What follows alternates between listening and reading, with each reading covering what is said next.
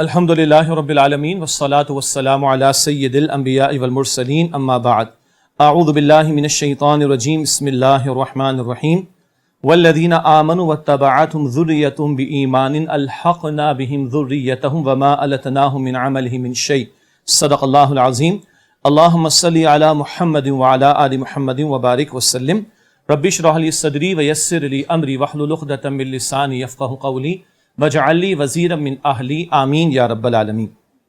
اس وقت ہمارا جو موضوع ہے وہ ہم سب کا مستقل موضوع ہے اور وہ ہے ہم اور ہمارا گھر، اور اس حوالے سے تقریباً کوئی 12 سب ٹاپکس ہیں جو میں آپ کے سامنے ایک اوور ویو کے طور پر رکھنا چاہوں گا انشاءاللہ۔ 12 میں سے پہلی بات وہ جو گھریلو رشتے ہیں ان کی اہمیت کا ایک نقطہ میں چاہوں گا وہ ہمارے سامنے آ جائے۔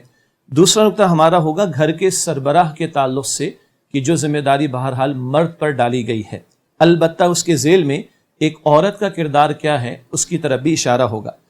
تیسرا نقطہ جس پر اشارتاً ہی کلام ہوگا وہ گھروں میں عبادات کا اہتمام کرنا۔ چوتھا نقطہ جیسے ریاست کے بہت سارے شعبے ہوتے ہیں، گھر بھی ایک ریاست ہی ہے جس کے بہت سارے شعبے ہیں، چنانچہ چوتھی بات جو گھر کے تعلق سے ہم سمجھیں گے وہ گھر کی معیشت کا معاملہ ہے۔ اور پانچویں بات تھوڑی عجیب و دلچسپ ہے، جیسے ایک ریاست میں سیاست ہوتی ہے تو گھر میں بھی سیاست ہوگی، تو گھر کی سیاست کا بھی ذکر کریں گے۔ چھٹی بات گھر کی معاشرت کے حوالے سے کلام کریں گے، جیسے ایک ریاست میں معیشت کا نظام ہوتا ہے، سیاست کا نظام ہوتا ہے اور معاشرت کا نظام ہوتا ہے، تو چوتھی، پانچویں اور چھٹی بات معیشت، پھر سیاست اور پھر گھر کی معاشرت پر ہم کلام کریں گے انشاءاللہ۔ ساتویں بات جو ہے تو بہت طویل، کچھ اشارہ ہی ہوگا، وہ یہ ہے کہ ہمارے لیے سب سے بڑا رول ماڈل جو گھرانہ ہے وہ رسول اللہ صلی اللہ علیہ وآلہ وسلم کا گھر، اس تعلق سے بات ہوگی۔ اگلی بات کون سا نمبر ہوگا جی؟ 8ویں بات، وہ چند اصولی ہدایات ہیں جو ہمارے دین نے گھر اور گھر والوں کے بارے میں عطا کی، ان کا ایک مختصر مطالعہ ہوگا۔ اس کے بعد اگلی بات جو 9ویں نمبر پر ہے وہ یہ ہے کہ اللہ رب العالمین کے ہاں اصل رشتہ ہے کون سا۔ گھروں میں بہت سارے رشتے ہیں، خاندانوں میں بہت سارے ڈائمنشنز ہیں رشتوں کے، لیکن اللہ کے نزدیک سب سے اہم ترین رشتہ کیا ہے، اس پر بات ہوگی۔ 10واں نقطہ، گھر ہم سب کے ہیں لیکن بہرحال یہ سارے گھر عارضی گھر ہیں، تو اصل گھر کون سا ہے ہم سب جانتے بھی ہیں، مانتے بھی ہیں، اس پر کلام ہوگا۔ 11ویں بات ہوگی ہماری اصل ذمہ داری، گھر کے ایک فرد ہونے کے ناطے، فیملی ممبر ہونے کے ناطے ہماری ذمہ داری اصلاً کیا ہے۔ اور آخری بات انشاءاللہ جو کہ 12واں نمبر ہوگا وہ یہ کہ آج گھروں میں غم تو بہت ہیں اور بہت سارے مسائل بھی یقیناً ہیں، ان غموں میں سب سے بڑا غم ہونا کون سا چاہیے، اور جو گھرانہ ہمارے لیے رول ماڈل ہے رسول اللہ صلی اللہ علیہ وسلم کا گھرانہ، اس گھرانے کا غم کیا تھا کہ جو غم اگر ہمارا غم بن جائے تو ہمارے گھرانے یہاں بھی بہت اچھے ہوں گے انشاءاللہ، اور سب سے بڑے گھر یعنی آخرت کے گھر میں بھی ہم انشاءاللہ تعالی سکھ اور چین سے رہ سکیں گے۔ یہ تقریباً کوئی 12 سب ٹاپکس ہیں کہ جن کے بیان میں عام طور پر کم سے کم 1.5 گھنٹہ تو درکار ہوتا ہے، بہرحال ہم کوشش کریں گے کہ کوئی 40 منٹ میں اگلے اس پر کسی درجے میں اشارتاً کچھ بات ہو جائے۔ سب سے پہلا نقطہ کیا لکھوایا گیا تھا جی؟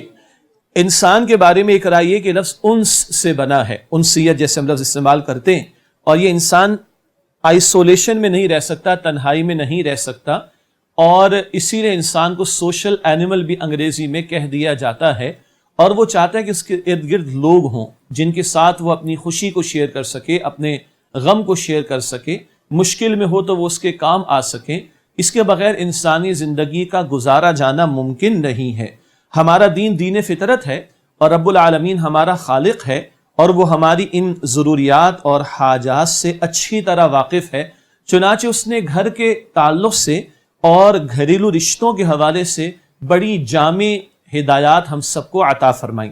گھر کا آغاز ہوتا ہے ایک مرد اور عورت کے تعلق سے، جس کو ہم نکاح کا بندھن کہتے ہیں، جس کے نتیجے میں وہ لائف ٹائم کے پارٹنرز بن جاتے ہیں، اور یہ گھر کا پہلا ڈائمنشن ہے رشتے کے اعتبار سے، جو کہ شوہر اور بیوی کا تعلق ہے۔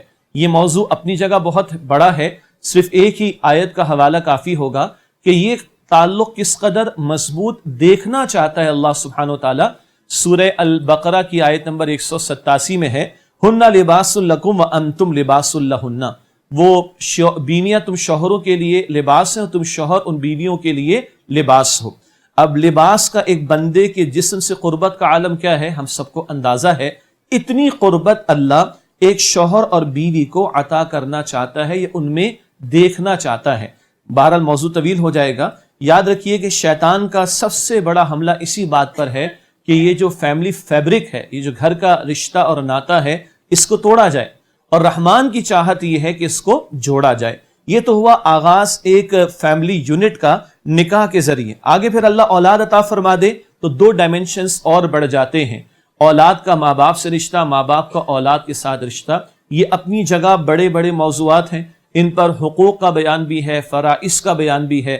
ماں باپ ہونے کے ناطے باپ اور ماں کی ذمہ داریاں، اولاد ہونے کے ناطے اولاد کی ذمہ داریاں، اولاد پر ماں باپ کے حقوق اور ماں باپ پر اولاد کے حقوق، یہ اپنی جگہ بڑا موضوع ہے۔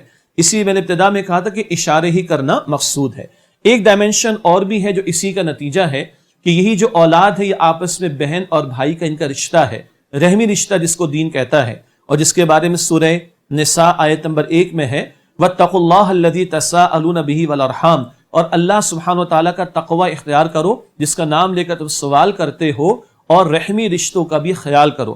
بخاری شریف کی حدیث ہے، حدیث قدسی، اللہ فرماتے ہیں کہ یہ رحمی رشتوں کا لفظ رحم، اللہ فرماتے ہیں یہ رحم کا لفظ رحمان سے بنا ہے، اور فرمایا کہ جو اس کو جوڑے گا اللہ فرماتا ہے میں بھی اس کو جوڑوں گا، اور جو اس کو توڑے گا اللہ فرماتا ہے میں بھی اس کو توڑ کر رکھ دوں گا۔ یہ صحیح بخاری شریف میں حدیث قدسی ہے، اللہ کے رسول علیہ السلام نے نقل فرمایا۔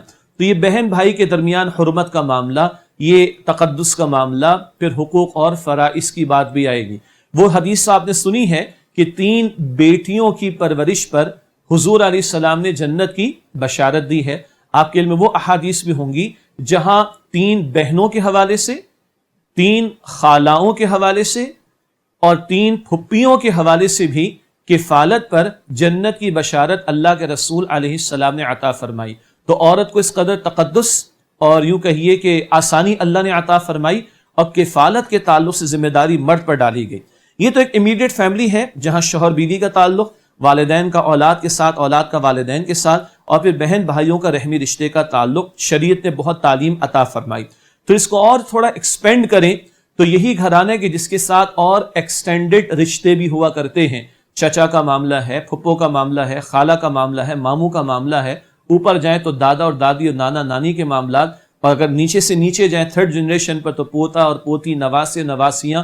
یہاں حرمتیں بھی ہیں، تقدس بھی ہے، احترام بھی ہے، فرائض بھی ہیں اور واجبات بھی ہیں۔ اور اس سب کی ایک بہت خوبصورت بیوٹی کیا ہے کہ ایک فرد اگر خاندان میں بیمار ہوتا ہے، ہاسپٹلائز ہو جاتا ہے خدا نخواستہ، اور یہ اگر روایات ہمارے دین کی موجود ہوں تو آپ دیکھیے کہ ایک شخص کے پیچھے ایک گھرانہ نہیں، اس کے ایکسٹینڈڈ جو رشتہ دار ہیں وہ سارے کے سارے کھڑے ہو جاتے ہیں۔ گویا وہ جو انگریزی کا ایک مشہور جملہ ہے، "This earth should be a better place to live"، اللہ تو ہماری دنیا کو بھی احسن بنانا چاہتا ہے، بہتر بنانا چاہتا ہے۔ ان رشتوں کے اس پہلوؤں کو بھی سامنے رکھیں۔ ہمارے ایک استاد نے اسکول لائف میں کہا کہ بیٹا کم سے کم 4 لوگوں کے ساتھ تعلقات اچھے رکھنے چاہیے۔ تو ہم نے سر کہا 7ویں کلاس کی بات ہے، سر اس میں کیا حکمت ہے؟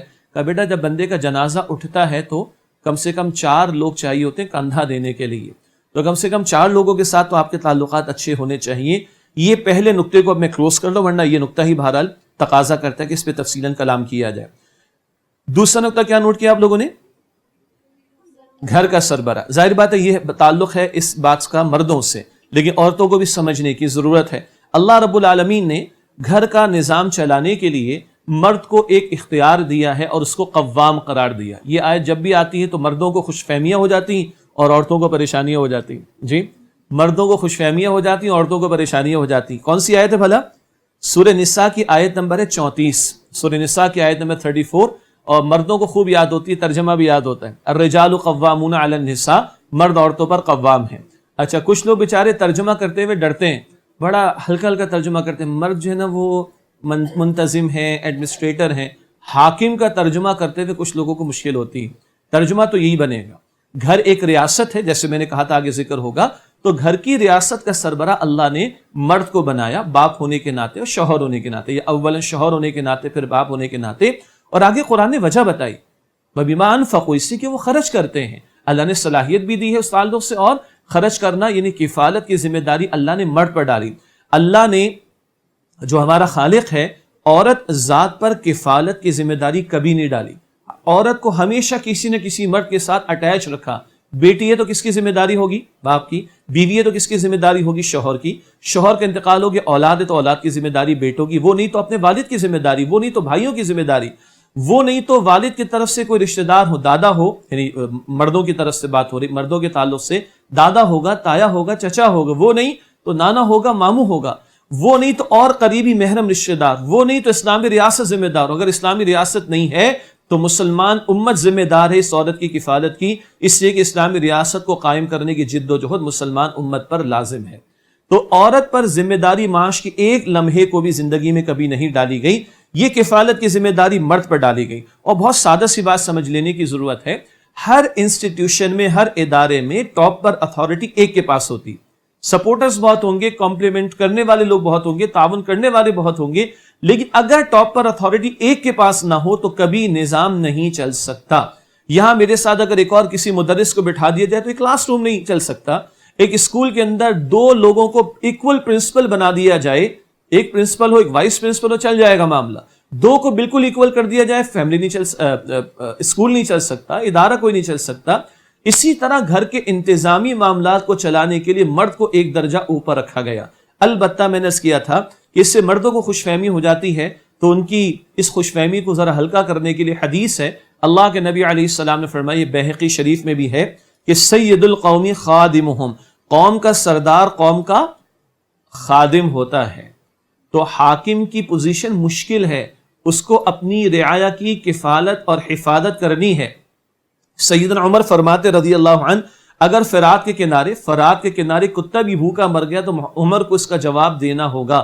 تو حکمراں یا حاکم کی جو اصل پوزیشن ہے وہ رعایا کی، خدمت کی اور کفالت کی ذمہ داری کو پورا کرنے کی. اور مردوں کو یہ ہم سمجھاتے ہیں اور ان کو سمجھانا بھی چاہیے کہ جہاں گھر والوں کی مادی ضروریات کو پورا کرنا مردوں کے ذمہ ہے، باپ ہونے کے ناطے، شوہر ہونے کے ناطے، وہیں گھر والوں کو جہنم کی آگ سے بچانے کی اولین ذمہ داری بھی مرد پر رکھی گئی ہے، باپ ہونے کے ناطے اور شوہر ہونے کے ناطے. اور تو مردوں کو یاد رکھنا چاہیے کہ اللہ نے یہ ذمہ داری یا اختیار ان کو دیا گھر کا انتظام چلانے کے لیے. اور عورتوں کو بھی اس بات کو سمجھنا چاہیے کہ نظام تبھی اسموتھلی چلے گا جب فائنل اتھارٹی ڈیسیشن میکنگ کی وہ ایک کے پاس ہو، اور وہ ایک اللہ نے مقرر فرمایا ہے مرد کو. البتہ اللہ کے نبی صلی اللہ علیہ وسلم نے، بلکہ پہلے قرآن کی بات، قرآن حکیم نے نیک بیویوں کا ذکر بھی کیا، اور وہ اسی آیت میں سورہ نساء کی آیت نمبر 34 میں فَالصَّالِحَاتُ قَانِتَاتٌ حَافِظَاتٌ لِلْغَيْبِ بِمَا حَفِظَ اللَّهُ، نیک بیویاں وہ اپنے شوہروں کی اطاعت گزار ہوتی ہیں اور حفاظت کرتی ہیں اس حفاظت کے تعلق سے جو اللہ نے ذمہ داری ان پر ڈالی. شوہر کا گھر حدیث کے مطابق، اس کا بستر، اس کا مال اور اس کی اولاد، یہ ذمہ داری بیوی پر ڈالی گئی، اور بیوی کو شوہر کی فرما برداری کا حکم دیا گیا. اور یاد رکھیے گا کہ عورتوں کے لیے جنت کا حصول بیوی ہونے کے ناطے شریعت نے بڑا آسان رکھا. ترمذی شریف کی روایت ہے کہ جس بیوی سے اس کا شوہر راضی رہے کہ وہ شوہر کی اطاعت گزار فرما بردار ہے، اللہ سبحانہ وتعالی اس بیوی کو کل اختیار دے گا کہ وہ جنت کے جس دروازے سے چاہے داخل ہو جائے. ایک عورت جو کہ بیوی ہے، اس کی جنت کو اللہ رب العالمین نے شوہر کی اطاعت اور فرما برداری کے ساتھ جوڑ دیا. بہرحال دوسرا نقطہ سن لیجئے گا، نوٹ کرنے کی ضرورت نہیں ہے. کسی حدیث میں آج تک ہمیں یہ نہیں ملا کہ جہاں یہ ذکر ہو کہ جس شوہر سے اس کی بیوی راضی ہو جائے وہ جنت کے جس دروازے سے چاہے وہ داخل ہو جائے. اللہ کے رسول علیہ السلام کی کوئی حدیث اس وقت ہمارے مطالعے سے نہیں گزری. وجہ کیا ہے؟ عورت پر ذمہ داری کم ہے، دائرہ کار کم ہے، جنت کا حصول آسان ہے.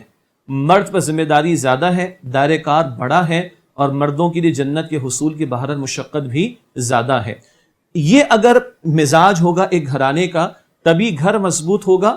آئندہ جو اولاد اللہ عطا فرمائے گا اس پر توجہ کرنا آسان ہوگا، اور ایک فیملی یونٹ مضبوط ہوگا تبھی معاشرہ مضبوط ہوگا. ہم تو یہ بات کرتے ہی ہیں، لیکن بارک حسین اوباما، امریکہ کا سابقہ جو صدر تھا، اس نے 13 جنوری بلکہ 13 فروری، ویلنٹائنز ڈے سے ایک دن پہلے 13 فروری 2015 کی بات ہے. ہمارا ایک لائیو پروگرام چلا تھا, اس کو روک کر ٹیلی کاسٹ کیا گیا باراک حسین اوباما کی اسپیچ کو, اور وہ state of the union address کہلاتا ہے امریکن پریزیڈنٹ کا.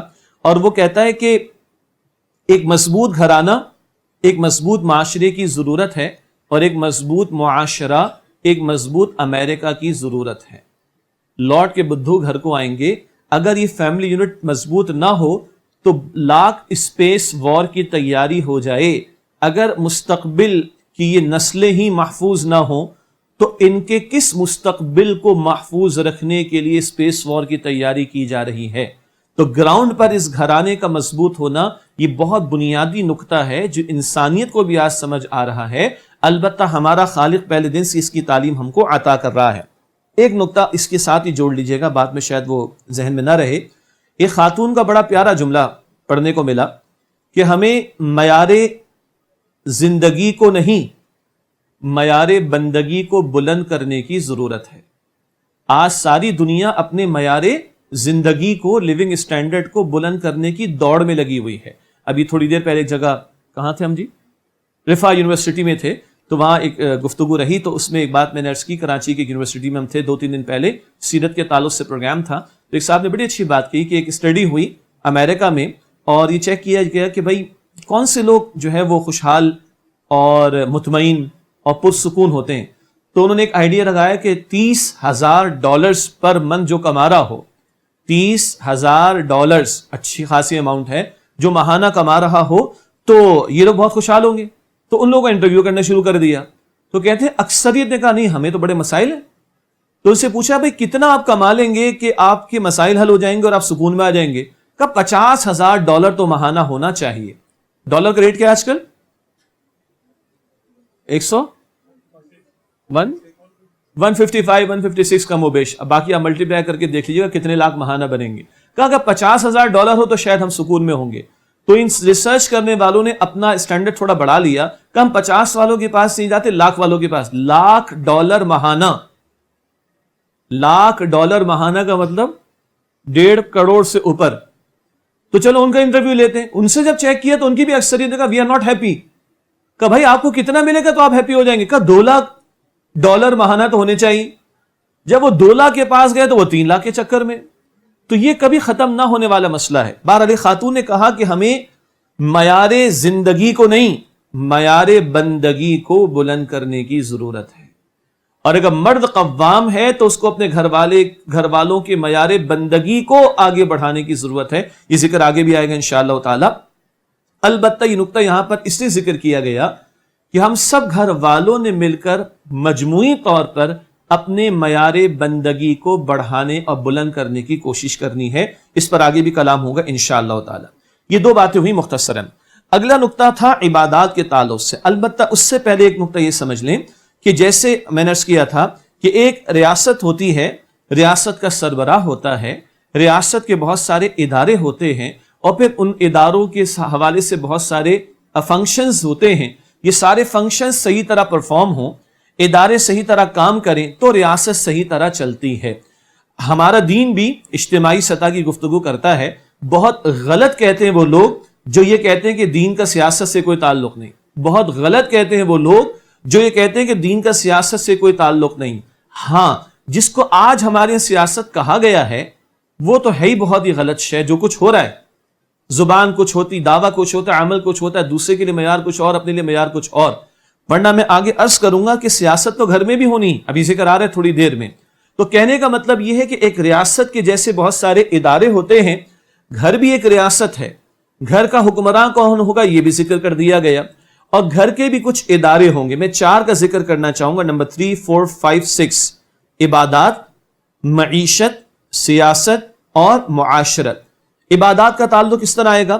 سورہ الحج کی آیت نمبر 41 سے 41. سورہ حج کی آیت 41 میں آیا الذین ان مکناہم فی الارض اقاموا الصلاۃ, جنہیں ہم زمین میں اقتدار اور اختیار عطا کریں گے وہ نماز کا نظام قائم کریں گے, وہ زکوٰۃ ادا کریں گے, مراد زکوٰۃ کا نظام قائم کریں گے, وہ نیکی کا حکم دیں گے اور بدی سے روکیں گے.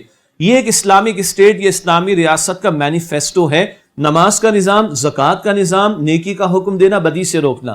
ضمن ایک نقطہ سمجھ لیجئے گا, خیر عورتوں پر اتنی ذمہ داری نہیں جتنی مردوں پر ڈالی گئی. یہ جس کو ہم کہتے ہیں نا امر بالمعروف نہی عن المنکر، تو ہمارا خیال ہے کہ ہم نے 4 کتابیں چھاپ دیں اور ہم نے 2 واعظ کے کام کر لیے، 4 دروس ہم نے کر لیے، تو امر بالمعروف اور نہی عن المنکر ہو گیا۔ ایک حد تک تو ہوا، لیکن امر کا ترجمہ اگر ہم کرتے ہیں حکم، نیکی کا حکم دو، حکم کب دیا جا سکتا ہے؟ جب آپ کے میرے پاس اختیار ہوگا۔ میں اپنے بیٹے اور اپنی بیٹی کو حکم دے سکتا ہوں، لیکن کیا میں محلے والوں کے بچوں کو بھی حکم دے سکتا ہوں؟ نہیں دے سکتا۔ شاید میں اپنی بیوی کو حکم دے سکتا ہوں، لیکن کیا میں محلے والوں کو حکم دے سکتا ہوں؟ نہیں دے سکتا۔ تو یہ امر بالمعروف کما حقہ، یہ فرض اس وقت ادا ہوگا جب اجتماعی سطح پر بھی قوت نافذہ، یعنی شریعت کے احکام کو امپلیمنٹ کرنے کی جو قوت ہے وہ اہل تقوی کے پاس ہو، اور ریاست کے امور شریعت کی تعلیم کے مطابق چلائے جائیں، تب امر بالمعروف اور نہی عن المنکر کا فریضہ صحیح طور پر ادا ہوگا۔ یہ نقطہ یاد رکھیے، اس فریضے کو ادا کرنا زبان سے بھی ضروری ہے اور ہاتھ سے بھی۔ اگر آپ کو حدیث شریف یاد ہو، بالکل یاد ہوگی مسلم شریف کی، جو کوئی بھی تم میں سے بدی کو دیکھے کیا کرے؟ اپنے ہاتھ سے بدل دے۔ اگر ہاتھ کا اختیار نہیں تو زبان سے بدلے، اور اگر اس کا بھی اختیار نہیں تو دل میں برا جانے، لیکن یہ ایمان کا کمزور ترین درجہ ہے، اور یہ بات آتی ہے صحیح مسلم شریف کی روایت میں۔ تو جہاں طاقت ہاتھ کی ہو وہاں ہاتھ سے روکا جائے گا، وہ کبھی گھر ہوگا، کبھی ادارہ ہوگا، کبھی پوری ریاست ہوگی۔ بہت پرانی بات ہے آپ کے علم میں کہ رمضان شریف کی راتوں میں بہت سے ینگسٹرز جو ہیں وہ رات کو کرکٹ کھیلتے ہیں۔ آئی ڈونٹ نو فیصل آباد کا ٹرینڈ کیا ہے، کراچی میں، لاہور میں بہت ہے، اور وہ بھی کنڈا لگا کر بجلی استعمال ہوتی، صبح روزہ بھی رکھنا ہے انہوں نے، کنڈا لگا کر بجلی استعمال ہوتی، رات بھر کرکٹ چلتی۔ تو ہم اپنا دورہ ترجمہ قرآن آپ کے علم میں قرآن اکیڈمیز کی جو سلسلہ ڈاکٹر اسرار صاحب نے قائم کی تھا رحمۃ اللہ علیہ، تو میں رات کو 2 بجے واپس آتا تھا، وہاں کرکٹ ہو رہی، چیخ رہے، چلا رہے، میں نے کہا پتہ نہیں اس بیچارہ سویا ہوگا، وہ سو بھی سکتا کہ نہیں سکتا، فلیٹس ہیں، سب کچھ ہے۔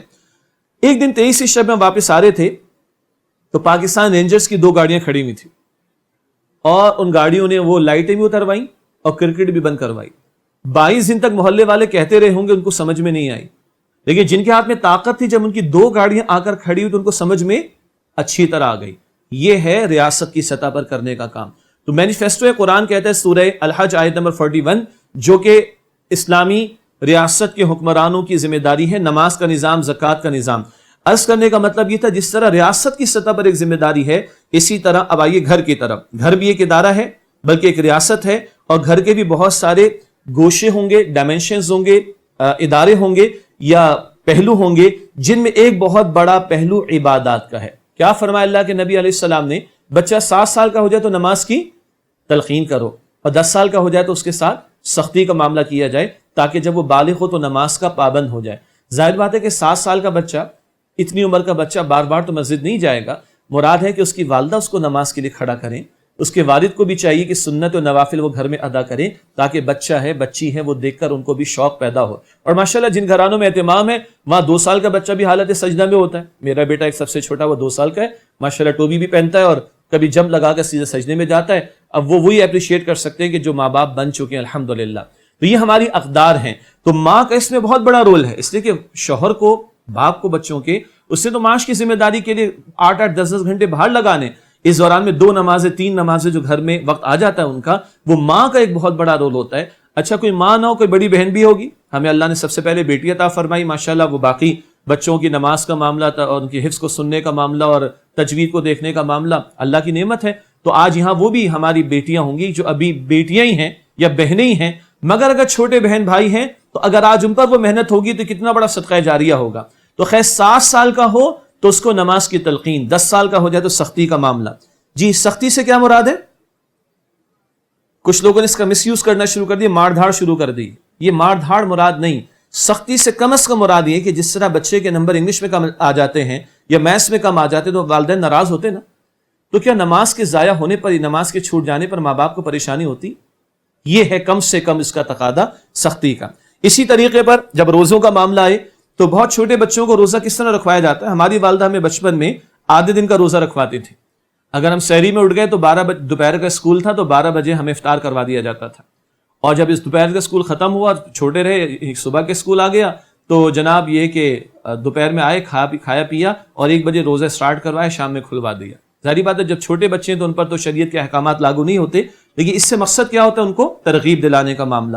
اسی طریقے پر گھر کے اندر ابتدائی طور پر اگر اہتمام ہو دینی تعلیم کا سلسلہ، چھوٹی چھوٹی باتیں جو تربیت کی ہم عمل سے سکھا سکتے ہیں چھوٹے بچوں کو، اس کے لیے انتظار کرنے کی ضرورت نہیں کہ ہمارے بچے سکولز کے اندر جائیں گے، کسی اکیڈمک انسٹیٹیوشن کے اندر جائیں گے تب ان کی فارمل ایجوکیشن شروع ہوگی، قطعاً نہیں. بچے کی 2 سال کے اندر نفسیات کہا جاتا ہے کہ 75% ڈیولپ ہو جاتی ہے، جو اس کی خاص طور پر ماں ڈیولپ کر رہی ہوتی ہے، اینڈ سو آن. تو اس تعلق سے عبادات میں سے نماز اور روزی کی طرف اشارہ کیا. اور بھی امور ہو سکتے ہیں. زکوٰۃ تو ہر ایک پر لاگو نہیں ہوتی، صاحب نصاب پر لاگو ہوتی ہے، لیکن راہ خدا میں خرچ کرنا یہ تو 10 روپے دے کر بھی کیا جا سکتا ہے کام. اور مائیں وہ اچھی مائیں ہوتی ہیں جو اپنے بچوں کے ہاتھ سے، یہ والد بہت اچھے ہوتے ہیں کہ جو اپنے چھوٹے بچوں سے بھی ڈونیشن دلوا رہے ہوتے ہیں، کسی چندے باکس میں ڈلوا رہے ہوتے ہیں، ڈونیشن کے باکس میں کچھ ڈلوا رہے ہوتے ہیں، یا اپنے بچوں کو کچھ چیزیں دلوا کر کسی غریب بچوں کو اپنے بچوں کے ہاتھ سے دلوا رہے ہوتے ہیں. یہ سارے پہلو عبادات کے تعلق سے ہیں اور یہ بھی گھروں میں کرنے والا کام ہے. اگلی بات، چوتھا نقطہ معیشت کے تعلق سے ہے، اور معیشت کے معاملے میں اہم ترین نقطہ یہ ہے کہ آج جو کچھ کمایا جا رہا ہے آیا وہ حلال سے یا حرام سے؟ پھر جو کمایا جا رہا ہے، وہ جو خرچ ہو رہا ہے، وہ جائز میں خرچ ہو رہا ہے یا ناجائز میں خرچ ہو رہا ہے؟ یہ کفالت کی ذمہ داری مرد پر ہے. لیکن انتہائی ادب سے عرض کروں، کبھی مردوں کی بھی غلطیاں ہوتی ہیں اور کبھی عورتوں کے بھی ایکسٹرا آرڈنری قسم کے تقاضے ہوا کرتے ہیں. لیوش لیونگ اسٹینڈرڈ کے اعتبار سے خوب سے خوب تر کی تلاش میں ایک دوڑ لگی ہوئی ہے نا، کہ ان تقاضوں کو پورا کرنے میں کبھی مرد حلال حرام کی تمیز کو بھول جاتا ہے، اور کبھی خود اس کے اپنے ارمان ہوتے جس کے چکر میں حلال حرام کی تمیز کو بھولتا ہے. اللہ ہم سب کو معاف رکھے. رسول اللہ علیہ السلام نے فرمایا، صحیح مسلم شریف کی روایت ہے، کہ حرام مال سے پلا ہوا جسم وہ جہنم کا مستحق ہے، وہ جنت میں داخل نہ ہوگا. حرام مال سے پلا ہوا جسم وہ جہنم کا مستحق ہے، وہ جنت میں داخل نہ ہوگا. یہ صحیح مسلم شریف کی روایت. پھر قرآن حکیم ہمیں اسراف اور تبذیر سے منع کرتا ہے. یہ 2 قرآنی اصطلاحات ہیں. ایک اسراف، اسراف کا مطلب ضرورت کی شے پر ضرورت سے زیادہ خرچ کرنا. ایک ولیمہ سنت پہ تو ایک ہی تعلیم ہے، دعوت کی، ولیمے کی دعوت ہے، 1 2 3 ڈشوں سے بھی کھانا چل سکتا ہے. لیکن یہاں اللہ معاف کرے کہ کچھ لوگ بہانے پر آتے تو 70 ڈشیں رکھ دیتے. 70 ڈشیں، آئی ایم ناٹ جوکنگ، 70 ڈشیں، 25 میٹھے. انا للہ و انا الیہ راجعون. 2.5 کروڑ 5 کروڑ جو ہے وہ تقریب پر تھوپ دیے. اتنے تو ڈشیں بندہ گن نہیں سکتا، 20 کھا نہیں سکتا، 70 تو گنے گا کہاں سے وہ بیچارہ. اللہ اکبر کبیرہ. ضرورت کی شے پر ضرورت سے زیادہ، انہ لا يحب المسرفین، اللہ اسراف کرنے والوں کو پسند نہیں کرتا. اور ایک ہے بلا ضرورت خرچ کرنا، فضولیات میں خرچ کرنا، گناہ کے کاموں میں خرچ کرنا. اور اللہ معاف کرے، شادی بیاہ کے جوڑے آج کل کتنے کے چل رہے ہیں؟ 15 لاکھ کا جوڑا، 10 لاکھ کا جوڑا. بڑے بڑے جو بوتیک والے ہیں، ڈیزائنر سے، اللہ معاف رکھے، 25 لاکھ روپے کا جوڑا. اور ارمان یہ ہے کہ یہ نہ ہوا تو ہماری بچی کی شادی کیا ہوئی. ہم نے تو بڑا سوگ کا معاملہ کیا اپنی بچی کی شادی پر. انا للہ و انا الیہ راجعون. کب ہوتا ہے یہ؟ جب مقصد زندگی سامنے نہ ہو، جب آخرت ہمارے سامنے نہ ہو. کس مقصد کے لیے اللہ نے زمین پر بھیجا؟ جب یہ مقصد فوت ہوتا ہے تو 25 لاکھ کا جوڑا بھی کم ہوگا، جیسے کہ $2 لاکھ پر من کمانا بھی ان کے لیے پورا نہیں ہو رہا ہوتا. اللہ ہماری حفاظت فرمائے. تو قرآن کہتا ہے وَلَا تُبَذِّرْ تَبْذِيرًا، سورہ بنی اسرائیل میں فرمایا کہ بیجا نہ اڑاؤ مال کو. ان المبذرین کانوا اخوان الشیاطین، یہ مال کو بیجا اڑانے والے شیاطین کے بھائی ہیں. وَكَانَ الشَّيْطَانُ لِرَبِّهِ كَفُورًا، اور شیطان تو اپنے رب کا بڑا ہی ناشکرا ہے. یہ سورہ بنی اسرائیل ہے، سورہ اسراء، اور آیت نمبر اس کی 27 اور 28 ہوگی کم و بیش. اسی طرح قناعت کا جذبہ آنا گھروں میں بہت بڑا مسئلہ اس امت کا اس دور کے اندر. مزید کی ہوس، مزید کی ہوس، مزید کی ہوس. اللہ کے نبی علیہ السلام فرماتے ہیں دنیا کے معاملے میں اپنے سے نیچے والے کو دیکھو، دنیا کے معاملے میں اپنے سے نیچے والے کو دیکھو، نتیجے کیا نکلے گا؟ شکر کا جذبہ پیدا ہوگا. آج گھر میں میٹھا نہیں بنا تو یہ بھی دیکھا جائے کہ ہمارے قرب و جوار میں کتنے گھروں میں آج لوگوں نے کھانا نہیں کھایا. کراچی کا ایک اسکول تھا اور وہاں پہ کچھ فیملیز کچھ ڈونیشنز وغیرہ دینے کا ارادہ رکھتی تھیں، اور گورنمنٹ کا اسکول تھا تو انہوں نے چاہا کہ پہلے ایویلویٹ تو کیا جائے کہ یہاں کے بچوں کی کیفیت کیسی. وہ فیملیز کی خواتین گئیں ان اسکولز کے اندر، اس اسکول میں معاف کیجیے گا، اور وہاں کچھ بچوں کا انہوں نے انٹرویو لیا اور کلاس میں جا کر پوچھا، صبح 9 ساڑھے 9 بجے کی بات ہے، کہ بیٹا آج آپ نے ناشتے میں کیا کھایا تھا؟ تو ایک بچے نے جواب یہ دیا کہ آج میرے ناشتہ کرنے کی باری نہیں تھی. کبھی ایک بھائی کرتا ہے، کبھی ایک بہن کرتی ہے، کبھی میں کرتا ہوں. اور یہ جوک نہیں، حقیقت ہے. بڑے شہروں میں جہاں کچرا ڈمپ ہوتا ہے، اس وقت کراچی کے تو بڑے دگرگوں حالات ہیں، اس کچرے میں سے کچھ لوگ چن چن کر کچھ چیزیں نکالتے ہیں اور اس کو کھاتے ہیں. وہ کسی کا پھینکا ہوا، اللہ معاف کرے اس ناقدری کی ہم روش کو، کسی کا پھینکا ہوا کسی کی کئی دن کی بھوک کو مٹانے کا ذریعہ بن رہا ہوتا ہے۔ بس وہاں دیکھ لیں تو جو ہمیں میسر ہے انشاءاللہ وہ بہت بڑی نعمت محسوس ہوگا۔ یہ وہ تربیت ہے جو ہمیں گھروں کے اندر کرنے کی ضرورت ہے۔ اس میں ماں کا رول یقیناً بہت بڑا ہے، باپ کا رول بھی یقیناً بہت بڑا ہے، نو ڈاؤٹ اباؤٹ دیٹ۔ تو قناعت کا معاملہ، شکر کا معاملہ، اور وہ واقعات رکھیں جن سے اس بات کی تربیت ہو۔ شیخ سعدی گھر سے نکلے، کہتے میرے پیر میں جوتی نہیں تھی، تو ایک شکوہ اور دھوپ کی تپش بھی تھی، کہتے ایک شکوہ میرے اندر آیا کہ یا اللہ میرے پاس جوتی موجود نہیں۔ کہتے میں تھوڑا سا آگے گیا اور میں نے دیکھا تو ایک شخص کی دونوں ٹانگیں کٹی ہوئی تھی اور وہ گھسٹ کے چل رہا تھا۔ تو کہتے میں نے اللہ کا شکر ادا کیا کہ یا اللہ میرے پاس پیر تو موجود ہیں، ٹانگیں تو موجود ہیں، میں ان سے چل تو سکتا ہوں، اللہ ہمیں اپنے شکر گزار بندوں میں شامل فرمائے۔ اب آئیے گھر کی سیاست کا معاملہ۔ سیاست کے لفظ کو آج تو ہمارے بہت بدنام کر دیا گیا، لیکن ہے عربی زبان کا لفظ، اور کبھی آپ پڑھیں اسلاف میں سے شاہ ولی اللہ رحمۃ اللہ علیہ کی کتب بھی ہیں، سیاست مدن، مدینہ شہر کو کہتے ہیں، تو شہروں کا انتظام، یہ اس کا ترجمہ بنے گا، ایسے صحیح لفظ ترجمہ ہے جی۔ تو سیاست عربی زبان کا لفظ ہے، اور سیاست کا مطلب ہے انتظام، اور انتظام ہر جگہ کا ہوتا ہے۔ یہاں انتظام تھا تبھی تو یہ لیکچر ہو رہا ہے، یہ فیسلٹیز اویلیبل ہیں تبھی تو یہ لیکچر ہو رہا ہے، اینڈ سو آن۔ تو انتظام ریاست کا بھی ہوگا، انتظام ادارے کا بھی ہوگا، انتظام مسجد کا بھی ہوگا، انتظام گھر کا بھی ہوگا۔ تو سیاست ریاست میں بھی ہوگی، سیاست الہدا کے سینٹر میں بھی ہوگی، قرآن اکیڈمی کی اکیڈمی میں بھی ہوگی۔ کیا مطلب سیاست؟ انتظام مطلب ہے۔ انتظام کے بغیر کیسے زندگی کے معاملات چلیں گے؟ سیاست مسجد کی بھی ہوگی، یعنی انتظام مسجد کا بھی ہوگا، اسی طرح سیاست گھر کی بھی ہوگی، انتظام گھر کا بھی ہوگا۔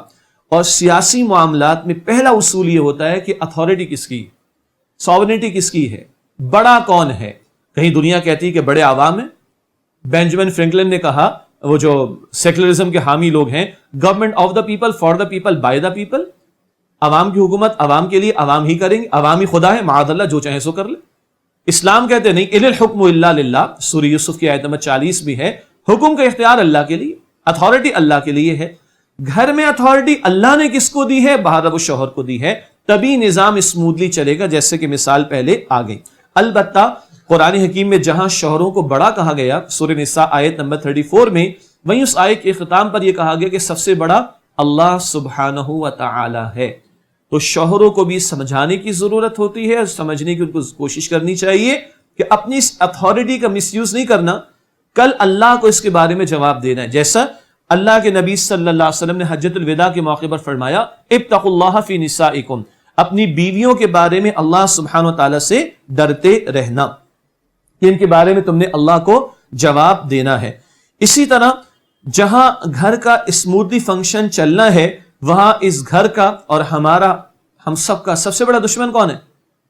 شیطان۔ اس کو نہ بھولا جائے، اور یاد رکھیے مسلم شریف کی روایت ہے، بلکہ پہلے دشمنی والی جو بات ہے وہ حدیث آیت پہلے سن لیں۔ سورہ فاطر کی آیت نمبر 6 ہے، ان الشیطان لکم عدو فاتخذوہ عدوا، بے شک شیطان تمہارا دشمن ہے اور تم بھی اسے دشمن سمجھو۔ ہمیں کہا گیا شیطان کو دشمن سمجھو۔ ہمارے گھروں میں ہوتا ہے کہ بہت ہی ایک پیارا سا بچہ ہوتا ہے اور بہت ہی خوبصورت سا ہوتا ہے، اس کی ماں اس کو تیار کر دیتی ہے، اور اس کے بعد اس کے چہرے پہ کیا کرتی ہے؟ وہ کبھی دیکھا آپ لوگوں نے؟ ایک کالا ٹیکا لگا دیا جاتا ہے اور سمجھا جاتا ہے اس سے نظر کی حفاظت ہو جائے گی۔ انا للہ و انا الیہ راجعون۔ یہ وہم کی باتیں، اس کا ہمارے دین سے کوئی تعلق نہیں۔ خیر، یہ تو ذرا دوسری بات تھی۔ اصل بات میں عرض کرنا چاہ رہا تھا کہ جب پیارے سے بچے کو ہم دیکھتے ہیں اپنے، اور وہ کچھ ایسی حرکت کرتے ہیں جو مناسب نہیں ہوتی، تو ماں بھی کبھی کہتی ہے بڑا ہی شیطان ہے۔ سنے جملے آپ لوگوں نے؟ شیطان بھی نہیں کیا کہتی ہے ماں؟ انا للہ و انا الیہ راجعون۔ اپنے پیارے سے کیوٹ سے بچے کو اگر شیطان، اور وہ بھی بڑا ہی شیطان کہیں گے، تو کبھی بیک آف مائنڈ میں وہ مردود، یہ لفظ ہے نا قرآن میں رجیم کا، وہ مردود رجیم شیطان، اس کی دشمنی یاد بھی رہے گی۔ تو خدا را ان الفاظ سے احتیاط کی جائے جو مائیں اپنے بچوں کے لیے، اور کبھی بڑے بچے اپنے چھوٹے بہن بھائیوں کے لیے استعمال کر رہے ہوتے ہیں، کبھی باپ بھی استعمال، میرے بچے تو بڑے شریر ہیں، یہ لفظ بھی مناسب نہیں، یہ فعیل کا وزن ہے جی، خوب شر والا، انا للہ و انا الیہ راجعون۔ شر اپنی جگہ برا لفظ ہے، یہ الفاظ اپنے بچوں کے لیے استعمال نہیں کرنے چاہیے۔ خیر، اب سنیے وہ حدیث جو مسلم شریف کی میں عرض کرنا چاہ رہا تھا۔ اللہ کے نبی علیہ السلام نے فرمایا کہ شیطان روزانہ اپنا دربار لگاتا ہے سمندر پر، اور اس کے چیلے آ کر بتاتے ہیں کہ ہم نے آج کسی کو نیکی سے روکا, کسی کو بدی پہ لگایا, شیطان کہتا ہے ٹھیک ہے, کیپ اٹ اپ, لگے رہو. آگے سے اس کا چیلا آ کر کہتا ہے کہ آج میں نے ایک شوہر اور بیوی کے درمیان جدائی ڈالی. جدائی کی ایک انتہا تو طلاق, اللہ حفاظت فرمائے. اور اس کے اور سٹیپس کیا ہیں؟ ناچاقی, بدگمانی, لڑائی جھگڑا, بد کلامی, غصہ. تو ایک چیلا آ کر کہتا ہے شیطان کا کہ آج میں نے شوہر اور بیوی کے درمیان جدائی ڈال دی. شیطان کھڑا ہوتا ہے اور اس کو گلے سے لگاتا ہے اور کہتا ہے تو نے میری جانشینی کا حق ادا کیا. آج ہمارے گھروں میں جو جھگڑے ہیں ان میں 10% تو جینون کو ایشو ہوگا, اس لیے کہ ہم انسان خطا کے پتلے ہیں, لیکن 90% کہیں بدگمانی ہوتی, کہیں چغلیاں ہوتی, ادھر کی ادھر ہوتی, اور یہ شیطان کے وہ منصوبے ہیں جو پائے تکمیل کو پہنچ رہے ہیں. اور اس کا سب سے بڑا ایجنٹ وہ ہے کہ جو گھروں کو توڑنے کا کام کرتا ہے. تو ہمیں دیکھنے کی ضرورت ہے کہ آج ہم رحمان کی دعوت کو قبول کر کے گھروں کو مضبوط کر رہے ہیں یا معاذ اللہ شیطان کی دعوت کو قبول کر کے گھروں کو کمزور کرنے کی کوشش کر رہے ہیں. اگلی بات گھر کی سیاست کے تعلق سے کہتے ہیں بڑوں کو بڑے پن کا ثبوت دینا چاہیے. تو اگر باپ کو, شوہر کو مرد ہونے کے ناطے بڑا بنایا گیا تو ان کو سمجھانا چاہیے, سمجھنا چاہیے کہ ان کے اندر بڑا پن ہونا چاہیے. قرآن کہتا ہے بڑی عجیب اور بڑی ایک اللہ کا جو ایک کلام میں توازن ہے اس کو بیان کرنے والی آیت ہے, سورہ تغابن کی آیت نمبر 14 میں بڑا ایک عجیب انداز پہلے آیا کہ ان من ازواجکم واولادکم عدوا لکم, ہے ایمان والو تمہاری بیویوں اور اولاد میں سے کچھ تمہارے دشمن ہیں. عدو کا لفظ ہے, فاحذرہم, ان سے چوکنے رہنا.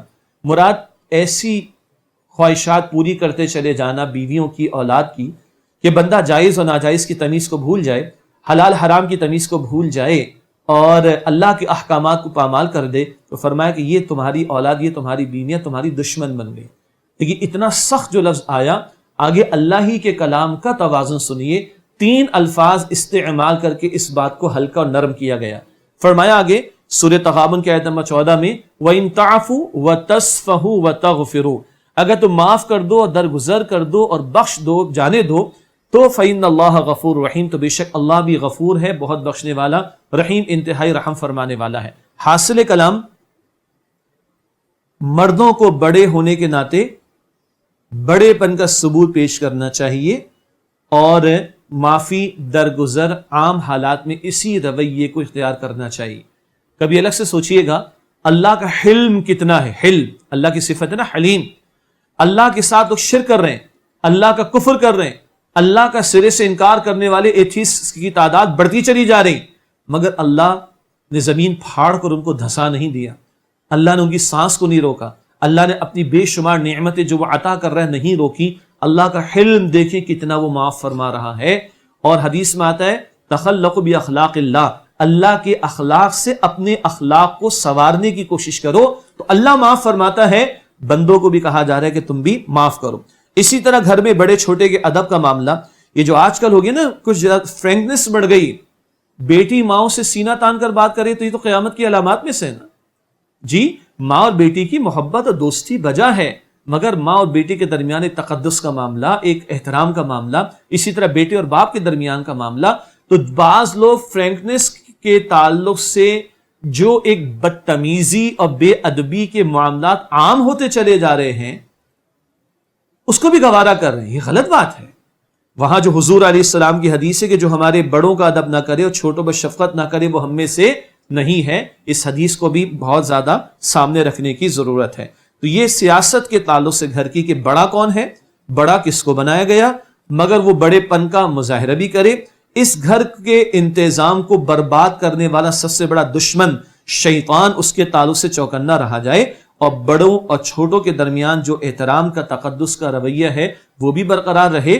فریگنس ایک حد تک ٹھیک ہے, قربت تو یقیناً ہونی چاہیے, لیکن اس میں بدتمیزی آنا شروع ہو جائے, سینہ تان کر باتیں کرنا شروع کر دیں اور اتنے بولڈ ہو جائیں, یہ لفظ زبان پر صحیح آ گیا, بولڈ ہو کر کلام کرنا شروع کر دیں, جس کو اردو میں اگر میں ترجمہ کروں تو وہ بے ادبی کے سوا کچھ نہیں ہے. یہ بولڈنس جو ہے ہمارے دین کا مزاج نہیں ہے.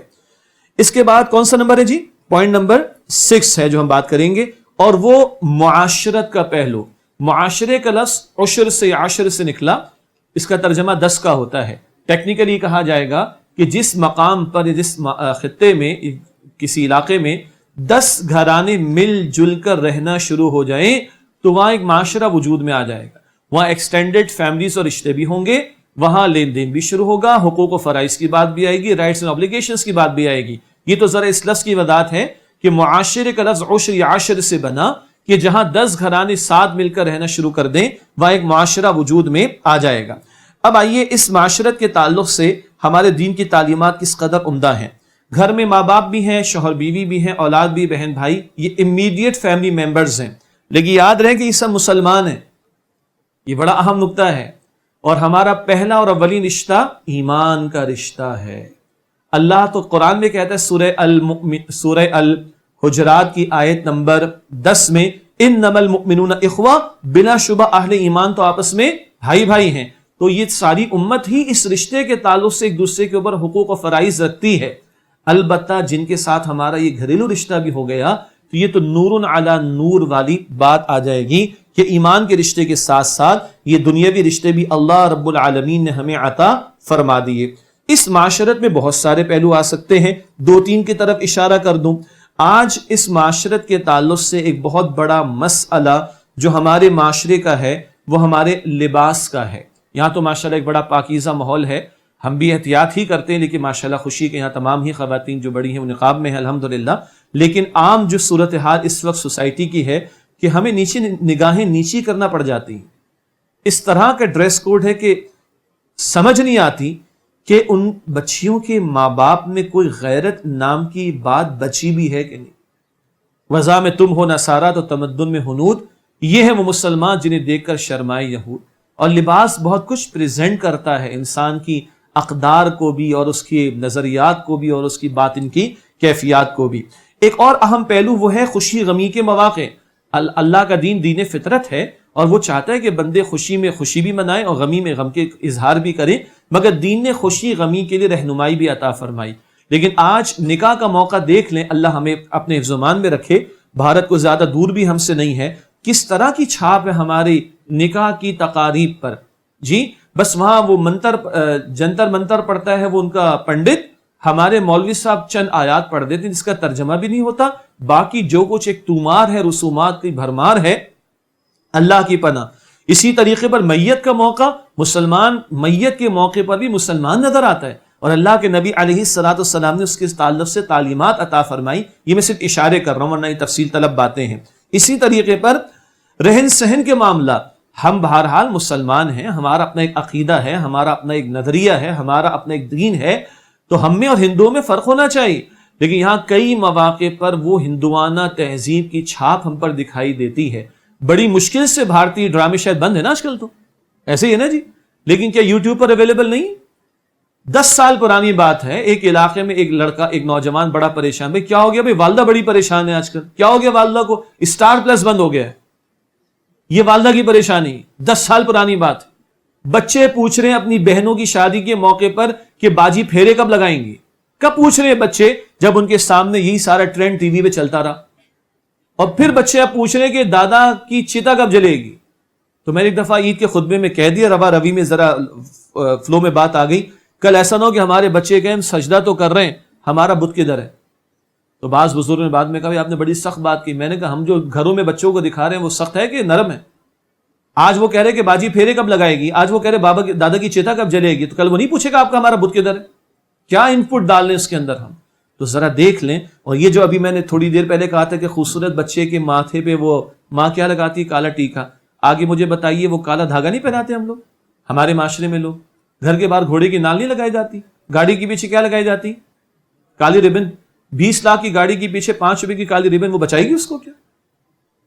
کوا چلا رہے تو مہمان آئیں گے، جوتا الٹا کر دو تو مہمان چلا جائے گا، ایسا ہے کہ نہیں؟ سیدھا ہاتھ میں کھجلی ہو رہی تو وہ ہوگا۔ یہ کیا ہے؟ یہ اس دین کے ماننے والے جو دین دوسروں سے کہتے ہیں ہاتھو برہانکم ان کنتم صادقین، اپنی دلیل پیش کرو، کیا باتیں تم کر رہے ہو؟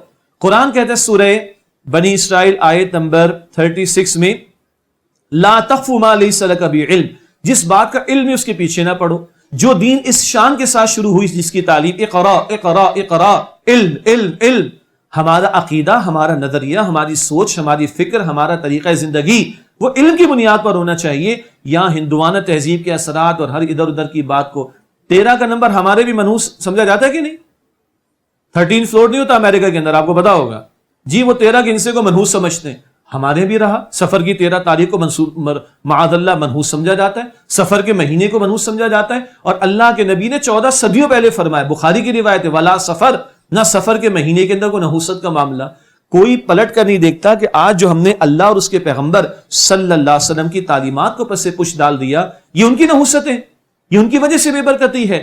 کوئی اس کو انالائز کرنے کو تیار نہیں، اور ادھر ادھر کی جو باتیں سامنے آ رہی ہیں، اور وہ امت جس کو علم کی بنیاد پر کھڑا ہونا تھا، اس امت کے اندر بغیر علم اس طرح کی باتیں رائج ہوئی پڑی ہیں۔ اللہ ہماری حفاظت فرمائے۔ یہ میں نے چند اشارے کیے، ورنہ بات اس میں اور بھی کی جا سکتی ہے۔ یہ 6 ذرا طویل نقطے تھے، کسی درجے میں مکمل ہوئے۔ اگلے نکات بھی 6 ہیں، صحیح لفظ نوٹ کیجئے گا، نکات ہوتا ہے، اگلے نکات بھی 6 ہیں، ان کو مختصر کریں گے انشاءاللہ تعالی۔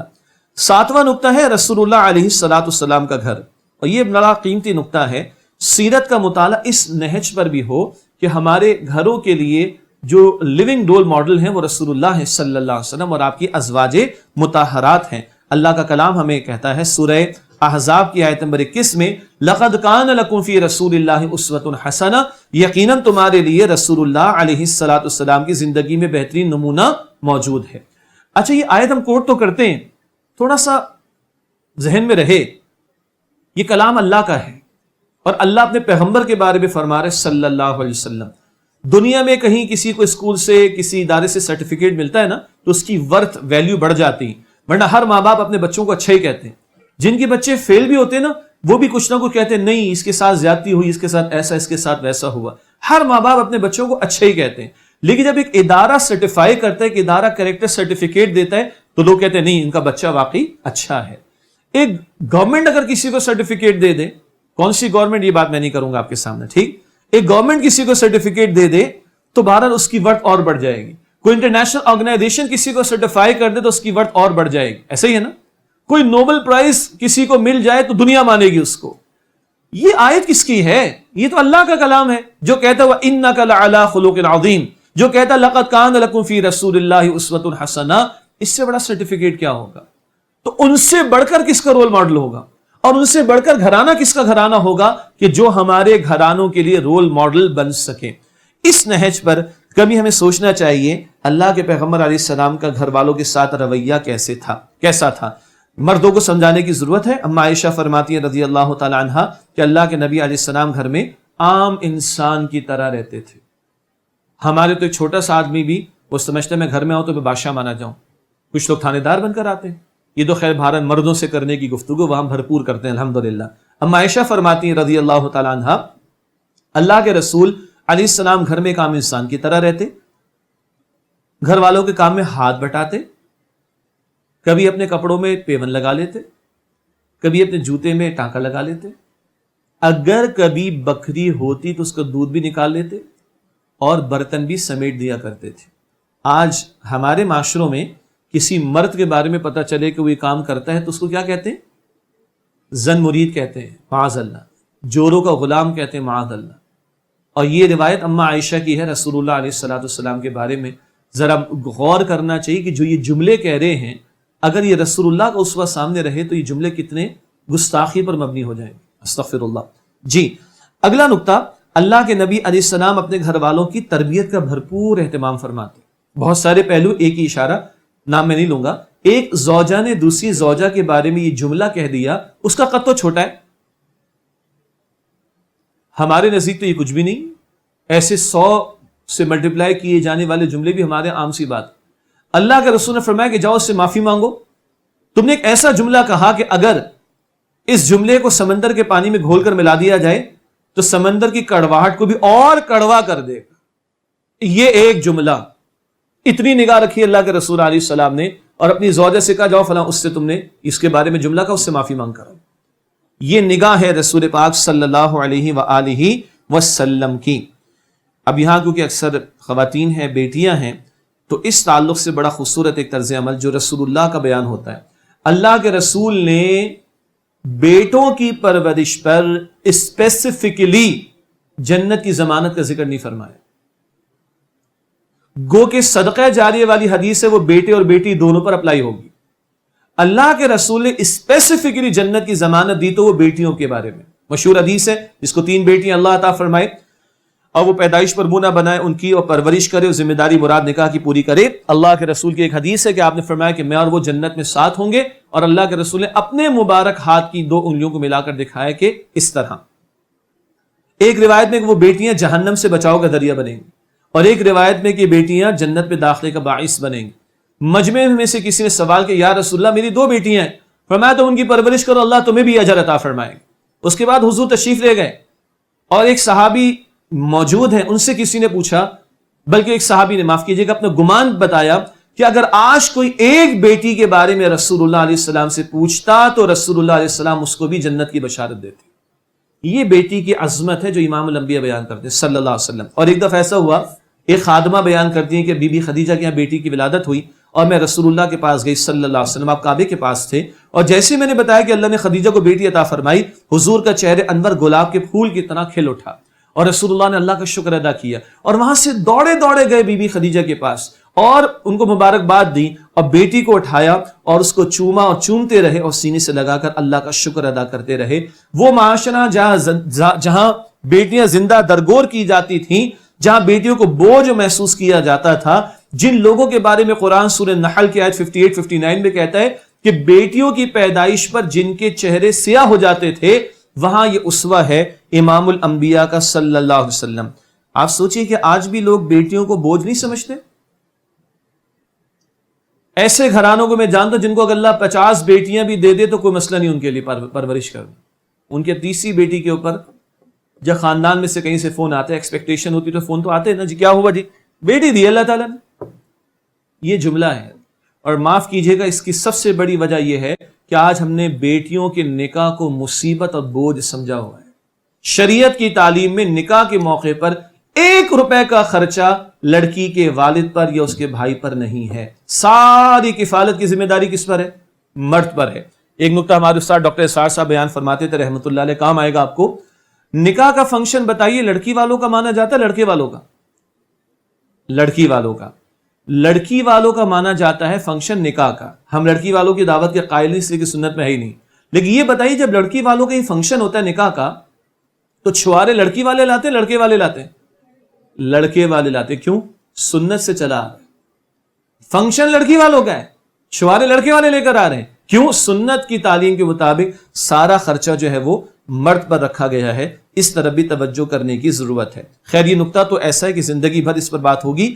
رسول پاک علیہ السلام کا گھر وہ ہمارے گھروں کے رول ماڈل ہے، سیرت کا اس نہج پر بھی مطالعہ ہوگا تو انشاءاللہ تعالی ہمیں بہت فائدہ ہوگا۔ اس کے بعد نمبر ہوگا جی 8، اصولی ہدایات کیا ہے ہمارے دین کی گھر کے تعلق سے۔ جب نکاح ہوتا اللہ کے نبی 4 آیات کی تلاوت فرماتے صلی اللہ علیہ وسلم، جن میں 4 مرتبہ تقوی کا ذکر آیا ہے۔ خطبہ نکاح میں 4 آیات حضور تلاوت فرماتے، سورہ آل عمران کی آیت نمبر 102 ہے، پھر سورہ نساء کی آیت نمبر 1 ہے، اور پھر سورہ احزاب کی آیت نمبر 70 اور 71 ہے۔ ان 4 جگہوں پر 4 مرتبہ تقوی کا ذکر آیا۔ پھر قرآن بتاتا ہے یہ دنیا امتحان کے لیے، جگہ دل لگانے کی یہ دنیا نہیں ہے، یہ عبرت کی جا ہے، تماشا نہیں ہے، ہمیشہ نہیں رہنا۔ آخرت کی زندگی وہ ہمیشہ کی زندگی ہے، اور کل کیا ہونے والا ہے؟ محض خونی رشتہ ہو اور اس میں تقوی اور ایمان کا ٹچ شامل نہ ہو تو کوئی رشتہ دار دوسرے رشتہ دار کو پوچھے گا بھی نہیں۔ سورہ عبس وتولى کے آخر میں ہے آیت نمبر 34 سے 37، یوم یفر المرء من اخی و امہ و ابی و صاحبتی و اخی لکل امرئ منہم یومئذ شأن یغنی۔ انسان دور بھاگے گا اس دن اپنے بھائی سے اور اپنی ماں اور اپنے باپ سے اور اپنی بیوی اور اپنی اولاد سے۔ قرآن کی یہاں پہ بیوٹی کو نوٹ کیجئے گا، یہ 5 رشتے گنوائے ہیں۔ تمام رشتوں کی محبت برابر نہیں ہوتی، کسی سے کم کسی سے زیادہ ہوتی۔ جو محبت ماں باپ سے ہوتی ہے وہ بہن بھائیوں سے نہیں ہوتی، اور بہرحال جو محبت بیوی اور اولاد سے ہوتی ہے وہ ماں باپ سے نہیں ہوتی ہے۔ کریٹیکل مسئلہ تو کہا جاتا ہے کہ بھائی چلو جس سے زیادہ محبت ہو آدمی اس کے کام آ جائے گا، نہیں، بھائی سے بھی دور بھاگے گا، اس سے بڑھ کر ماں اور باپ سے بھی دور بھاگے گا، اس سے بڑھ کر بیوی اور اولاد سے بھی دور بھاگے گا، اور ہر ایک کو ایک فکر لاحق ہو جائے گی جو ساری فکروں سے اس کو آزاد کر دے گی۔ یہ اصولی باتیں ہیں۔ اللہ کا تقوی اختیار کرو، کل مرنا ہے، موت آنی ہے، زندگی اصل زندگی آخرت کی ہے۔ اور محض خونی رشتے، نوح علیہ السلام کا بیٹا ہے کہ نہیں ایک؟ نہ مانا نا، آخر وقت تک وہ اپنا کام کرتے رہے، دعوت دے رہے بیٹا آجا مان لے، وہ کہتے میں نہیں مانتا، پھر اللہ سے التجا کرتے ہیں یا اللہ میرا بیٹا، فرمایا کہ تمہارا بیٹا نہیں، لیس من اہلک، تمہارے گھر والوں میں سے نہیں، انہ عمل غیر صالح، اس کا عمل درست نہیں، خونی رشتہ ہے لیکن پیغمبر کا اگر بیٹا ایمان پر نہیں، نیک عمل پر اگر نہیں ہے، اللہ کہتا ہے تمہارے گھر والوں میں سے نہیں ہے۔ یہ ہے سب سے بڑا کریٹیکل معاملہ۔ الحمدللہ مسلمان اللہ کی نعمت ہے، مگر اس رشتے کو مضبوط بنانا، ایمان والا، اس رشتے کو مضبوط بنا کر گھروں کو ایمان والوں کا گھر بنانا، تب ہے آخرت میں کامیابی کا معاملہ انشاءاللہ۔ اگلا نقطہ اسی کے تسلسل میں ہے، پھر اصل رشتہ کیا ہے، یہ ہیڈنگ لکھیے گا اصل رشتے کی۔ وہ قرآن بتاتا ہے کہ حقیقت میں گھر والے کون ہیں۔ وہ سورہ طور کی آیت نمبر 21 ہے، سورہ طور کی آیت 21 جس کی ابتدا میں نے تلاوت کی تھی، فرمایا والذین آمنوا واتبعتهم ذریتهم بایمان الحقنا بهم ذریتهم وما التناهم من عملهم من شیء، اور جو لوگ ایمان لائے اور ان کی اولاد نے ایمان میں ان کی پیروی کی، ان کی اولاد کو ان کے ساتھ ملا دیں گے، اللہ فرماتا ہے ان کے عمل میں کمی نہیں کریں گے۔ بہت پیارا مقام ہے قرآن کا۔ شرط کیا ہے؟ ماں باپ بھی ایمان پر، اولاد بھی ایمان پر، نقشہ ایمان والوں کے گھر والوں کا نقشہ ہو، ایمان والوں کا نقشہ ہو، گھرانہ ایسا ہو، تو اللہ کہتا ہے ملا دیں گے، عمل میں کمی نہیں کریں گے۔ مراد کیا ہے؟ جنت میں درجات بہت سارے، کوئی اوپر کوئی درمیان کوئی نیچے ہوگا، تو اللہ اس فیملی کے وہ لوگ جو جنت میں نیچے ہوں گے ان کو لے جا کر سب سے اوپر والوں کے ساتھ ملا دے گا۔ یہ مفہوم ہے اس بات کا کہ وما التناہ من عملہ من شیء، ہم ان کے عمل میں کمی نہیں کریں گے۔ یہ ہے جنتی گھرانہ جن کا اصل رشتہ ایمان کا رشتہ وہ مضبوط تھا۔ اس کے برعکس قرآن ذکر کرتا ہے کہ خسارہ پانے والے بھی کچھ گھرانے ہوں گے۔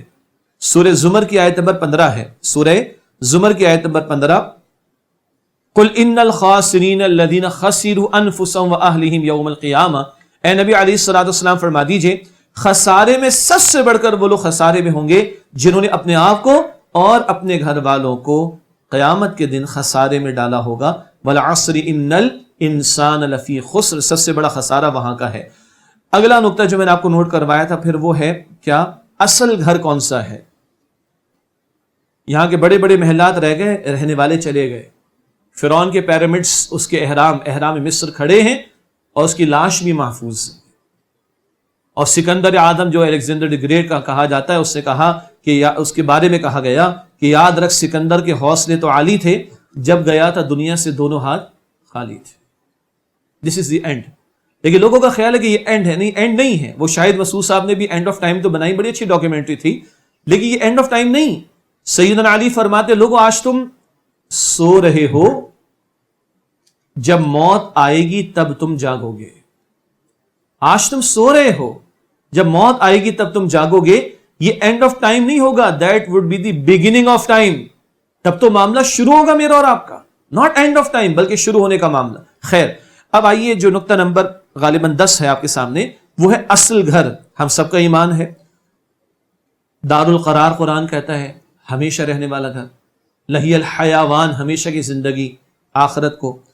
قرآن کہتا ہے مساکن طیبۃ فی جنات عدن، ہمیشہ رہنے والے باغات میں پاکیزہ مقامات ہوں گی۔ اصل وہ میرا اور آپ کا گھر ہے، اصل وہ اور میرا اور آپ کا گھر ہے۔ پچھلی نشست میں جہاں ہم تھے وہاں بھی بیان ہو، یہاں شاید نہیں ہو سکا۔ ایک صاحب سے پوچھا گیا کہ بھائی اپنے گھر والوں کے لیے کیا سوچا ہے؟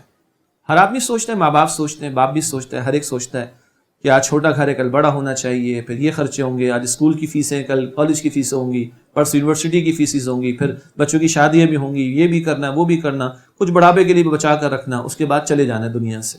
اور ہو سکتا ہے کہ وہ 60 سال بھی کسی کے پورے نہ ہوں، اس سے پہلے ہی چلا جائے بندہ۔ ایک صاحب سے پوچھا آپ نے گھر والوں کے لیے کیا سوچا؟ کہا قرآن کی 2 آیتیں، یہ ویژن سیٹ کی ہے میں نے اپنی فیملی کے لیے، سورہ فجر کی آخری 2 آیتیں، فادخلی فی عبادی وادخلی جنتی۔ کل اللہ اعلان فرماتے کہ داخل ہو جاؤ میرے گھر میں، داخل ہو جاؤ میرے بندوں میں، اور داخل ہو جاؤ میری جنت میں۔ انہوں نے کہا یہ میں نے اپنی فیملی کے لیے ٹارگٹ سیٹ کیا ہے۔ 11واں نقطہ میں نے آپ کو لکھوایا تھا، پھر آپ کی ہماری اصل ذمہ داری کیا ہے؟ اولاً وہ گھر کے سربراہ کی ہے، باپ اور شوہر ہونے کے ناطے مرد کی، پھر سب گھر والوں کی۔ وہ کیا ہے؟ قرآن کہتا ہے سورہ تحریم کی آیت نمبر 6 میں، یا ایھا الذین آمنوا قوا انفسکم واہلیکم نارا، اے وہ لوگوں جو ایمان لائے ہو اپنے آپ کو اور اپنے گھر والوں کو جہنم کی آگ سے بچاؤ۔ بہت توجہ سے سنیے گا، ہم میں سے کوئی شخص کسی کتے اور بلی کو بھی آگ میں جلتا ہوا دیکھنا گوارا نہیں کر سکتا. ہم خود اور ہمارے گھر والے، کیا ہم میں سے کسی کی ایک انگلی کو بھی ماچس کی تیلی پر جلنا گوارا کر سکتے؟ What about the hell fire then؟ جہنم کی آگ کے بارے میں ہم فکر مند ہیں کہ اللہ ہمیں اور ہمارے گھرانے کو اس سے بچائے. تنہائی میں سوچئے گا، ہم شعوری طور پر اللہ سے جنت کا سوال کتنی مرتبہ کرتے ہیں شعوری طور پر دن میں، اور جو ہمارے اپنے ہیں ان اپنوں کے لیے ہم کتنی مرتبہ دعا کرتے ہیں. اس سے تو یہ پتہ چلے گا ہم سیریس کتنے جنت کے بارے میں. جنت صرف دعا سے ملنے والی نہیں، دوا بھی کرنی، لیکن ہم دعا کتنی کرتے ہیں شعوری طور پر اپنی اور اپنے گھر والوں کی جنت کے لیے یا جنت میں داخلے کے لیے. اس سے تو یہ پتہ چلے گا کہ ہم سیریس کتنے ہیں. پھر محنت ہے. اچھا کوئی کہے تو ماں باپ کی ذمہ داری، کوئی کہے جی ابا کی ذمہ داری، کوئی کہے جی اماں کی ذمہ داری. نہ، اگر کسی کی والدہ کی انگلی چولہے میں جل رہی ہو تو بیٹا یہ کہے کہ میرے ابا کی ذمہ داری ہے. چھوٹا بھائی بڑے بھائی کو دیکھے، چھوٹی بہن بڑی بہن یا بھائی کو دیکھے کہ اس کا ہاتھ جل رہا ہے، وہ دوڑے گا کہ نہیں دوڑے گا؟ چیخے گا کہ نہیں چیخے گا؟ تو ذمہ داری اولاً سربراہ خاندان پر ہے، شوہر پر، باپ پر، لیکن مجموعی اعتبار سے ہر گھر کے ہر فرد کو یہ کام کرنا ہے. اور بہرحال اس میں ہر ایک کا رول ہے. کبھی بہن کا رول ہوتا تھا. جب سیدنا عمر فاروق تلوار لے کر نکلے، یاد آ گیا واقعہ؟ تلوار لے کر نکلے، کہا اپنے گھر کی فکر کرو. گھر گئے تو بہن ایمان لا چکی، بہنوں ایمان لا چکے. بہن کے اوپر سختی کی، بہن کو تھپڑ بھی لگا دیا. بہن بھی خطاب کی بیٹی فاطمہ بنت خطاب، کہا عمر جو کرنا ہے تو کر لے، نہیں چھوڑیں گے محمد رسول اللہ کے دین کو. اللہ اکبر. یہ ہمت دیکھی تو سیدنا عمر بھی دھیرے اور نرم پڑ گئے. اچھا تم لوگ کیا پڑھ رہے تھے؟ کہا تم ناپاک ہو جاؤ، غسل کر کے آؤ. پہلے غسل کر کے آئے، ان کو سورہ طٰہٰ سنائی گئی. اس کا بھی ایک بڑا قیمتی مقام، تفصیل کا موقع نہیں ہے. تب سیدنا عمر ایمان لاتے ہیں. تو جملہ بڑا پیارا ہے کہ کبھی بہن قرآن پڑھتی تھی اور قرآن سنتی تھی تو عمر ایمان لا کر فاروق بنتے تھے. ایک بہن کا بھی بہت بڑا رول ہے، ایک بیٹی کا بھی بہت بڑا رول ہے، ایک ماں کا بھی بہت بڑا رول ہے. مولانا عطا اللہ شاہ بخاری رحمۃ اللہ علیہ سے کسی لڑکی نے ایک سوال کیا، بہت بڑے بزرگ، بہت بڑے خطیب، کہ حضرت یہ کیا بات ہے کہ اللہ نے جب بھی نبی بنایا تو کسی مرد کو بنایا، عورت کو تو بنایا نہیں. تو کیا ہم، یعنی سوال یہ تھا کہ ہمیں ڈیگریڈ کیا گیا، ہم لوگ کم درجے کے لوگ ہیں، ہماری کوئی حیثیت نہیں؟ تو بزرگ آدمی نے بڑا حکمت بھرا جواب دیا، نوٹ کیجئے گا، کام آئے گا. کہا بیٹا یاد رکھو، مرد رسول بنتے تھے، مرد رسول بنتے تھے، عورت رسول جنتی تھی. ہر نبی ایک ماں کی گود میں پیدا ہوئے، سوائے آدم علیہ السلام کے، ان کے والدین نہیں، خاص اللہ نے ان کو اپنی شان کے مطابق پیدا فرمایا. یہاں تک کہ عیسیٰ علیہ السلام کے والد نہیں مگر والدہ ان کی بھی ہے، بی بی مریم سلام علیہا. تو مرد رسول بنتے تھے، عورت رسول جنتی تھی. ہر نبی ایک ماں کی گود میں پیدا ہوا. تو آج کل کا کوئی داعی، کوئی مبلغ، کوئی مدرس، کوئی مجاہد، کوئی دین مسلم سپہ سالار، کوئی مسلم سائنٹسٹ، کوئی مسلم پروفیسر اینڈ سو آن، وہ آج کسی ماں کی گود میں ہی پلے گا. تو ایک ماں کا، ایک بہن کا، ایک بیٹی کا، ایک بیوی کا بہت بہت بڑا رول ہے. ہر ایک کو اپنا رول ادا کرتے ہوئے اپنے گھرانے کو جنت میں لے جانے کی فکر کرنی ہے. سب سے آخری بات، اور وہ بات یہ تھی کہ آج ہمارے گھروں میں بڑے غم ہیں، اور یقیناً ہیں، معاشی مسائل بھی ہیں، معاشرتی مسائل بھی ہیں، جذبات اور احساسات کو ٹھیس پہنچائے جانے کی مشکلات بھی ہیں. لیکن بہرحال کہتے نا کہ ایک شخص کی انگلی کٹ گئی تو چیخ رہا تھا، اس کا ہاتھ کٹ گیا تو وہ اپنی انگلی والی تکلیف کو تو بھول گیا، بڑی تکلیف سامنے آئی تو چھوٹی تکلیف کو بھول گیا. بس آج ہم نے چھوٹے چھوٹے غموں کو پہاڑوں جیسا غم بنا لیا ہے. آج ہم نے چھوٹے چھوٹے غموں کو پہاڑ جیسا غم بنا لیا ہے. اگر ہم ایک بہت بڑا غم اپنا غم بنا لیں تو انشاءاللہ یہ پہاڑ جیسے دنیا کے غم ہمیں کیڑے مکوڑوں سے زیادہ محسوس نہیں ہوں گے. دو غم میں آپ کے سامنے رکھوں. ایک ہمارے اور آپ کے روحانی والد امام الانبیاء محمد رسول اللہ صلی اللہ علیہ وسلم کا غم. ہر رات میں حضور اپنی امت کو یاد رکھتے تھے، اے میرے رب میری امت کی ہدایت. اور قیامت کے دن کوئی نہیں پوچھے گا، انبیاء بھی اپنی امتوں کو بنا کر دیں گے، اللہ کے رسول حالت سجدہ میں ہوں گے، یا رب امتی، اے میرے رب میری امت، اے میرے رب میری امت، اے میرے رب میری امت. ہر رات میں حضور نے امت کے غم کو اپنے سامنے رکھا، اور قیامت میں بھی یہ غم حضور کو رلا رہا ہوگا اللہ کے حضور. بس جس دن آپ اور میں یہ اندازہ کریں کہ ہم کس امت میں پیدا کیے گئے، اس امت کا غم، امت والے کام کا غم اور امت کے رسول کے غم کو ہم اپنا غم بنا لیں گے، تو خدا کی قسم یہ دنیا کے غم کیڑے مکوڑوں سے زیادہ ہمیں محسوس نہیں ہوں گے انشاءاللہ. اور آخری غم سیدہ عائشہ صدیقہ رضی اللہ تعالی عنہا اللہ کے رسول علیہ السلام کے ساتھ آرام فرما تھیں، ان کی مبارک آنکھوں سے رسالت مآب علیہ السلام کے چہرے انور پر آنسو کی لڑیاں ٹپک پڑی. تو سیدنا محمد مصطفیٰ علیہ السلام نے پوچھا کہ عائشہ کیا ہوا؟ تو امت کی ماں میری اور آپ کی ماں نے کہا، اما عائشہ نے، مجھے جہنم کی آگ کے خوف نے رلایا، مجھے جہنم کی آگ کے خوف نے رلایا. کیسی ہے میری اور آپ کی ماں، اور کیسا تو ان کا معیار زندگی سوچئے گا. اللہ کے رسول سجدے کی حالت میں ہوتے، تہجد کا سجدہ، قیام طویل ہوتا تو اما عائشہ کہتی میں بھی ٹانگ کو کھڑا کر لیتی، اور جب سجدے سے طویل قیام کی طرف حضور چلے جاتے فرماتی میں بھی ٹانگ کو سیدھا کر لیتی. 2 مہینے کہتی ہیں ہمارے گھر میں چولہا نہیں جلتا تھا. کبھی ایسا ہوتا کئی مرتبہ کوئی بیوی سوچے آج اگر اس پہ بیتے تو کیا جذبات اور احساسات ہوں گے. کہتی ہیں کئی مرتبہ حضور تشریف لاتے، فجر کے بعد ناشتے میں کچھ نہ ہوتا تو حضور فرماتے چلو کوئی بات نہیں میں روزے کی نیت کر لیتا ہوں. اس پر میری اور آپ کی ماں کو کبھی رونا نہیں آیا. اس لیونگ سٹینڈرڈ پر، اس معیار زندگی پر میری اور آپ کی ماں کو کبھی رونا نہیں آیا. میری اور آپ کی ماں کو رونا آیا تو جہنم کی آگ کے خوف سے. ہم بھی دیکھیں ہمارے کتنے رونے دھونے کن غموں پر ہیں، اور اس بڑے غم پر ہمارا رونا دھونا کتنا ہے. جس دن یہ غم بھی میرا اور آپ کا غم بن گیا تو جن کو آج ہم نے پہاڑوں جیسا غم سمجھ رکھا ہے، خدا کی قسم وہ ہمارے لیے بس کیڑے مکوڑے جتنی تکلیف کا ہی باعث ہوں گے، نہ کہ اس سے زیادہ کا کچھ معاملہ ہوگا. میں نے تھوڑا وقت آپ کا زیادہ لے لیا، معاف فرمائیے گا. میں چاہ رہا تھا کہ یہ نقطے تک مکمل ہو جائیں. اللہ تعالیٰ مجھے اور آپ کو ایسے ہی گھرانے عطا فرمائے کہ جو کل جنت میں ساتھ ہوں گے. اللہ تعالیٰ اس کی محنت آج ہمیں زندگی کے آخری سانس تک کرنے کی توفیق عطا فرمائے. وآخر دعوانا الحمد للہ رب العالمین. وَلَقَدْ